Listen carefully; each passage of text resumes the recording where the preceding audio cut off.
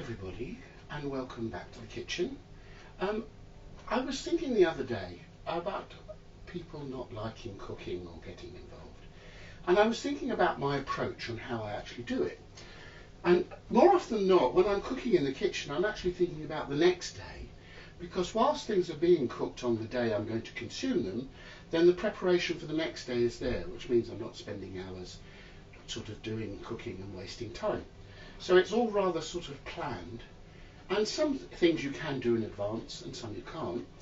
But I'm also today going to think about some of the shortcuts you can take, because you're not all, it's all about a bit like a Paul Daniels creating magic. But you don't have to tell everybody the secrets on how you do it. But sometimes you want to do something that is very quick and you don't have time, but you want to have something that's effective. So today's about doing things are a little bit different, and preparation and presentation. So the first thought I thought was, many people have a difficulty in coping with the chicken on how to cut it up. Now, there is a way of cutting a chicken up, because in theory what you want to do is a piece of dark meat and a piece of white meat for each person.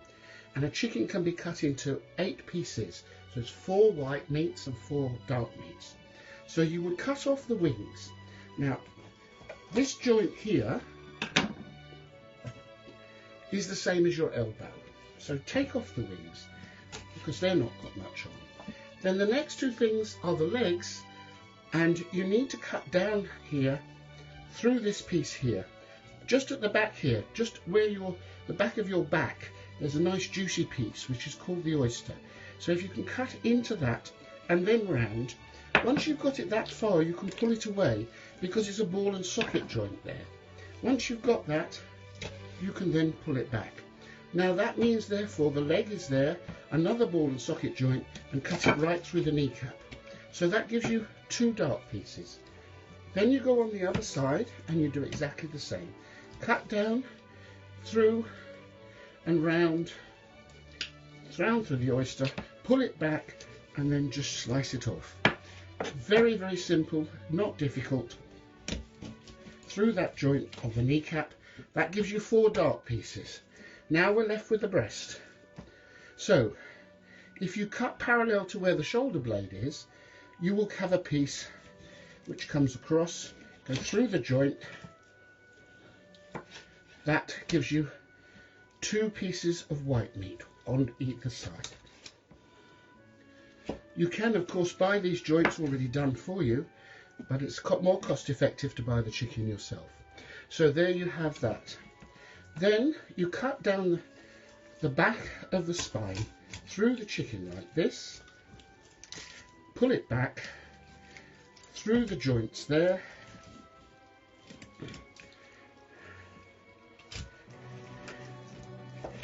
that gives you the spine, which you can use to make stock.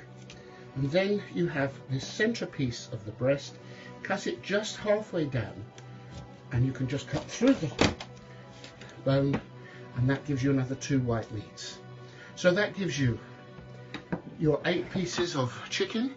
There we are, we can see them there. 4 whites and 4 darks. So cutting that up, not difficult. And what you would do now is you can saute that, and what you would do is pan fry it on either side, make it nice and golden brown, and then finish it in the oven just to make sure that it's cooked through about 20 minutes, half an hour in the oven, just to cook it through. There is another way where you can speed things up. If your board has a habit of running around, put a damp cloth underneath it so that it's done. So we go down another method to make some dishes for us. I bought a ready cooked chicken. I bought one of the spit roasted chickens, and they're quite compact, and we're going to cut it down exactly the same way as we did with the other. We're going to take off the legs like this and have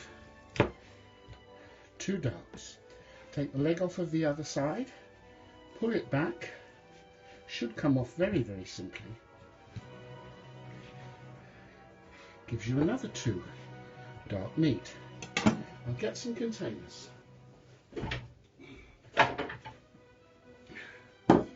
So we'll put 2 dark meats in one.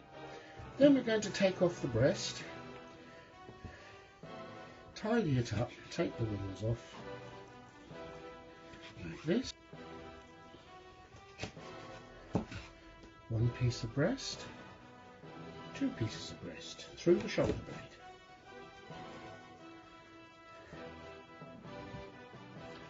Down the backbone. Can make life a bit easier. Through there like that, and that's done. That's our chickens. Now, what I'd like to do now is just look at how we might finish those off. Now, the first thing I want to do is I'm going to make a sauce. So, where do we go with the sauces, and can we do the preparation in advance? Well, of course we can. We want to heat this chicken up nice and warm. So we're going to add a little bit of liquid to it, a little bit of white wine. You can cover it with foil, or you can cover it with cling film. You can use the microwave if you want to. That doesn't take any problems. Now the next thing is we have a saucepan, and I have already prepared leeks and some bacon, which I've already sweated off, and I actually sweated them off in the microwave in a little bit of butter so that they're already there. Now, to finish this sauce off, I'm now going to add it to the stove, warm it up. I need a little drop of cream. I've marinated some prunes in brandy overnight, and whilst we're heating this up, you don't have to tell people that you've actually bought a ready cooked chicken, because that actually speeds the process up and saves you all the aggravation of the pan frying and doing all of that. Well, going back to this now, we've got our leeks and our bacon getting quite warm, and I'm going to add to that the brandy, the surplus to the prawns. Be sympathetic to the seasoning on this, because bear in mind the bacon, I use streaky bacon, so it's a little bit salty, so you have salt on there already, so you may not need too much, but you will have to test it. And the principle of this is the same. You could use onions, you could use leeks, you could do onions and mushrooms if you wanted to, instead of using the prawns. You could use Madeira or masala instead of using the brandy. So that's all doing nicely. Put in the prunes. Get it nice and hot. A little dab of cream, just to finish it off. You could use yogurt, no, low-fat yogurt if you wanted to, or you could use creme fraiche. If you're a little bit on the thick side, add a little bit of white wine. But bearing in mind you've heated your chicken up, so having done that, chicken's nice and hot. I've got a little bit of residue white wine in there, so I can use that up with my chicken.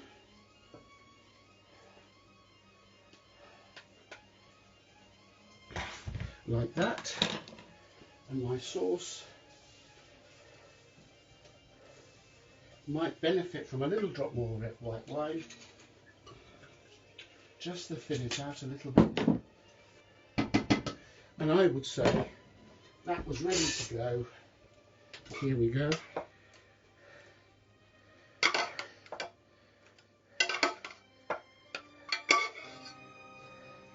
Chicken with prunes, bacon and leeks, done in a matter of moments. No difficulty at all. Now, another thing that I like to do is I do like to have peppers, particularly in the summer for for salads and things.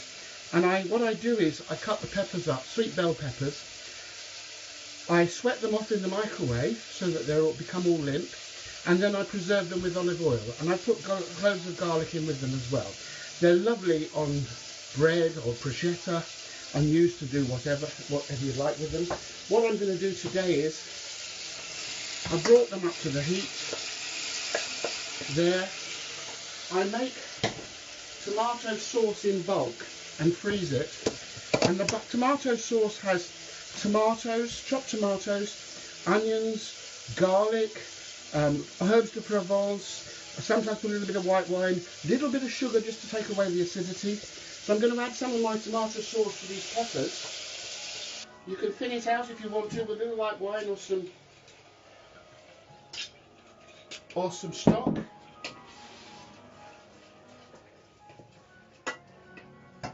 And there we have our chicken there.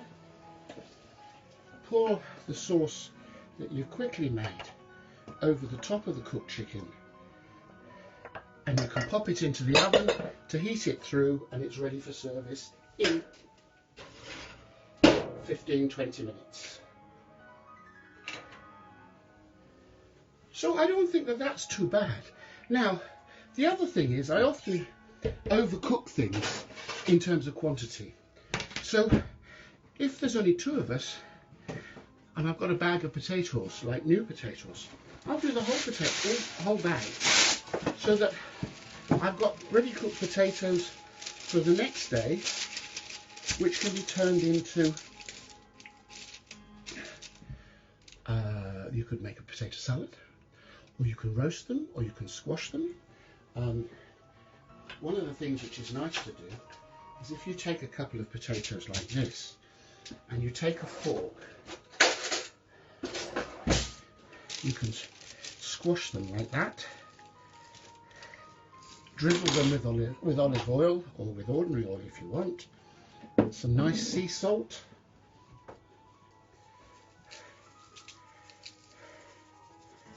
and they can be roasted in a hot oven. The other thing you can do is we can take some of our potatoes,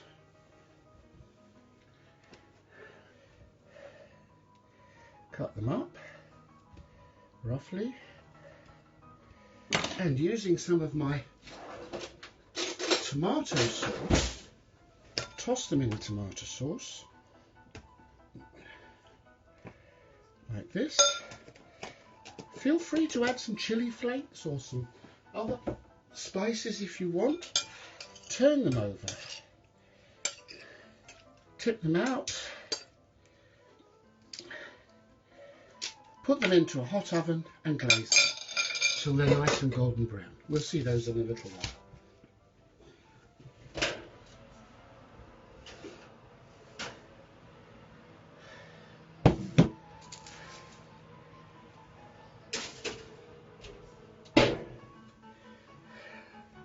There's my chicken, all ready to go, and that's another little dish, quite healthy and quite good for you to do.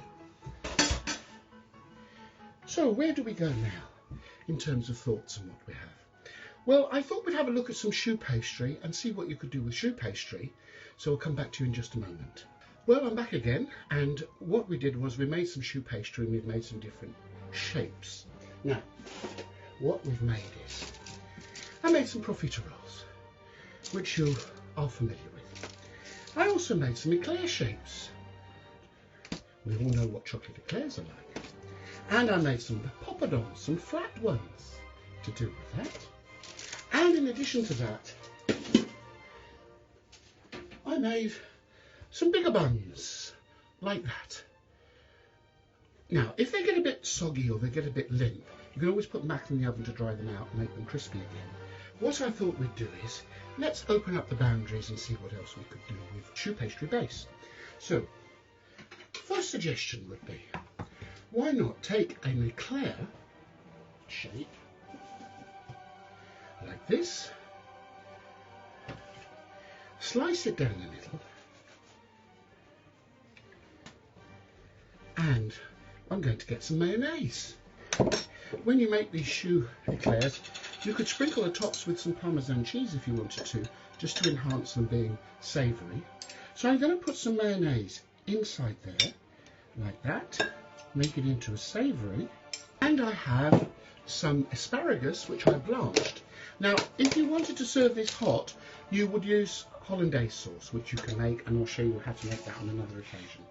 But with some blanched asparagus, you can lay them on top of the mayonnaise, put the lid on. So now you have an asparagus eclair, and looks a little bit bland. As I say, you could put some cheese on that, some grated cheese or Parmesan cheese when you're baking them. But I don't know if you've come across it, but a wonderful balsamic vinegar. They used to reduce it and make a syrup, but now you can buy it as a glaze. And so I have some of that. So we'll just dribble it over the top like this.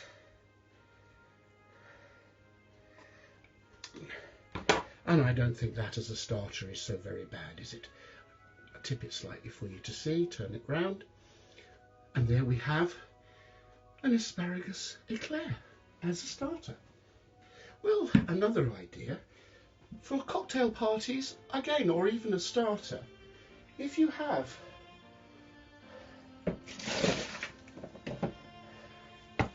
a poached fillet of salmon, you can add mayonnaise, or you can add creme fraiche or mascarpone, whichever you prefer. I'm going to use mayonnaise today. You could have a little bit of lemon juice, it's always very useful. Not too much, because you don't want it to get too sloppy. Break it up and make it into. Of course, you could always make a mousse. You could make a mousse of any sort and use the baby profiteroles. You could use them as cocktail nibbles if you wanted to. On this occasion, you need a little teaspoon.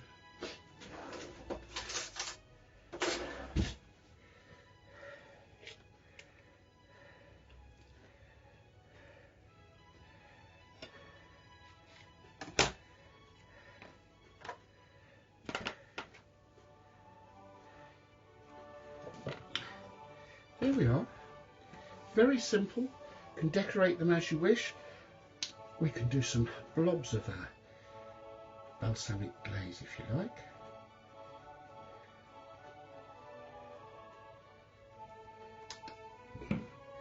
Simple like that. And if you felt inclined, just a little bit of parsley. Another way of using a profiterole other than the basic cream and chocolate as a starter or as a canapé for a cocktail party. Now, what about poppadoms? That's an interesting one, isn't it? Here we have 2 flat profiteroles, 2 flat ones. So put one on a plate. We'll get some mascarpone. Again, whether you choose to use mascarpone or whether you choose to use whipped cream, you can sweeten it or you can leave it as it is. Entirely up to you. I quite like the mascarpone. It's easy and quick to use. We need probably a little bit on the bottom just to secure this in place. Like that. Then a nice dollop in the middle. Let's put a little spread there, like this. And then we're going to have some blackberries.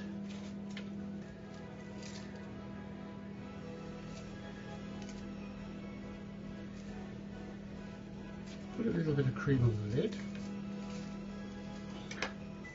just to help it stick on, like that. A little blob in the middle.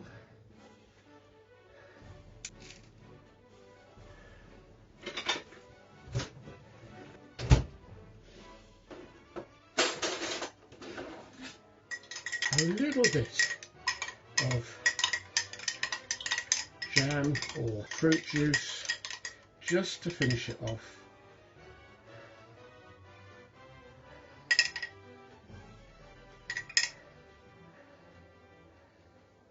Like that. You can always sprinkle it with a little bit of icing sugar if you wanted to, just to give it another finish. But there you have a blackberry poppadom. One of my ultimate favourites. I'll be with you in just 1 minute. Okay, I'm back again. Right, this time, one of my favourites, and I know it wins every time I serve it. Basic choux bun. Big size, not a profiterole, a decent size. So, the ultimate. Bit lastminute.com, I'm afraid, but halve it into 2 halves. And then what you do is you put a large round. You can pre-mold the rounds if you want to, so that it makes it quicker, but you put ice cream in the middle like that. Put the top on, and when you're finished, you make a chocolate ganache, equal parts of dark chocolate and double cream melted together. I usually melt them in the microwave, and then serve it warm, dribbled over the top, just like that. There you have an ice cream profiterole, or an ice cream choux bun, which with you little ones and youngsters never seems to amuse, endlessly amuse.